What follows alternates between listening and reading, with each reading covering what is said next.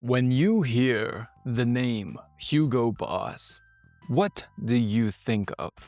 You may think of luxury, of suits, or success. But there is a dark history behind this company. Today, we are talking about the man behind the brand and the dark history that the company has tried to forget for decades. This isn't a story about fashion. It's a story about survival, power, and the darkest era of the 20th century.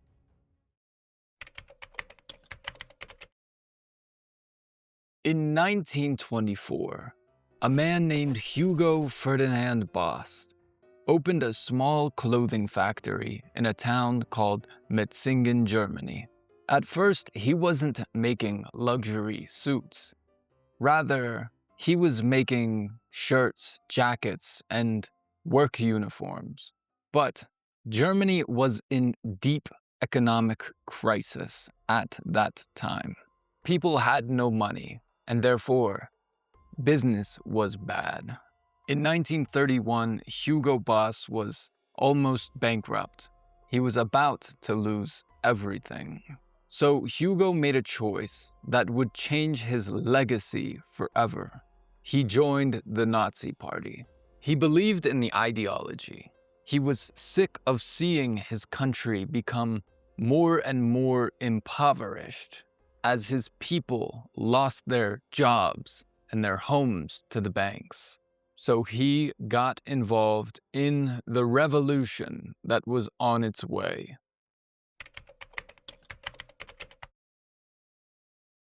Here's a common myth. A lot of people think that Hugo Boss designed all of the Nazi uniforms, but that is not true.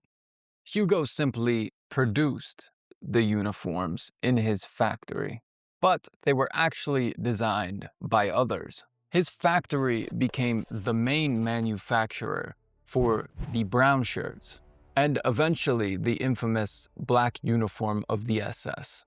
As the war began, the demand for uniforms was high, and so Hugo was profiting big. He went from being a struggling tailor to a very wealthy businessman.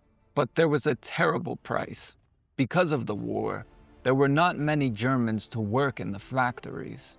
So what did Hugo do? He used forced labor. He used prisoners taken from their homes from countries like France and Poland, and they were forced to work in his factories under terrible conditions.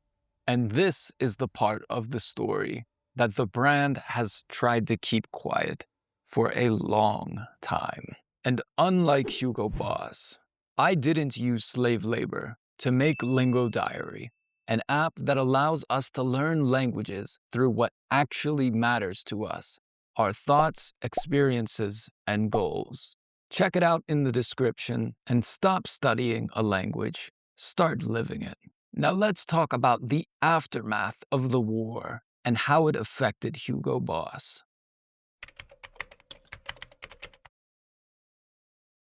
After the war ended in 1945, the party was over.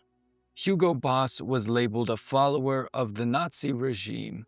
They took away his right to vote and fined him massive amounts of money, and he would later die just a few years after the war in 1948. However, the company survived. His son-in-law took it over. They stopped making uniforms for the military and started producing suits. In the 1970s and 80s, Hugo Boss became the symbol for the young professional man. They successfully rebranded. They took a company that was associated with war and associated it with wealth, success, and youth. It wasn't until the late 1990s that Hugo Boss formally apologized for their history. They contributed to a fund that would help the forced laborers So, why am I telling you this story?